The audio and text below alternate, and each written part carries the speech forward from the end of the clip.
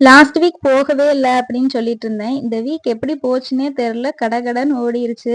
இன்னைக்கு வந்து இப்படின்னு சரி சித்த நேரம் தூங்கலான்னு தான் படுத்தேன். எழுந்திருச்சு பார்த்தா மணி 7:45 ஆயிருச்சு. அத்தை நாங்க ஊருக்கு போனதுமே வந்துருவோம் அப்படின்னு சொல்லிட்டு போனாங்க. ரிட்டர்ன் வரும்போது மாமா மட்டும் தான் வந்தாங்க.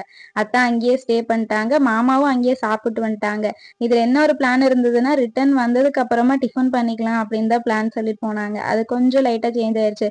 இன்னொன்னு என்னன்னா, குழம்பு இருந்துச்சு மார்னிங் வச்சதே. சாப்பாடு மட்டும் வச்சுக்கலாம் அப்படின்னு சொல்லி கார்த்தி சொல்லவும், அதுவும் எனக்கு குட் ஐடியாவா ஆயிருச்சு. ஏன்னா, நான் ஆல்ரெடி தூக்கத்திலேயே டயர்ட்ல இருந்தனால, என்ன வேலை செய்றதுன்னு என் மைண்டுக்கு எட்டவே இல்ல.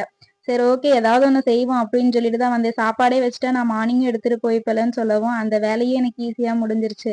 சண்டே அதுவுமா இயர்லியரா எழுந்திருச்சு நம்ம ரொட்டீன் ஒர்க் பார்த்தோம் அப்படின்னா, அன்னைக்கு லீவு மாதிரியே ஒரு ஃபீலிங் இருக்காது. அன்னைக்கு வந்து லீவு நாள் மாதிரியே இருக்காது. ரெகுலரா ஒர்க்குக்கு போனா என்ன ஒரு ஃபீலிங் இருக்குமோ, அதே தான் இருக்கும். அதுவும் இல்லாம கார்த்தி மாம்பழம் வாங்கிட்டு வந்தனால, அதையே சைட் டிஷ்ஷாவும் வச்சுக்கிட்டோம்.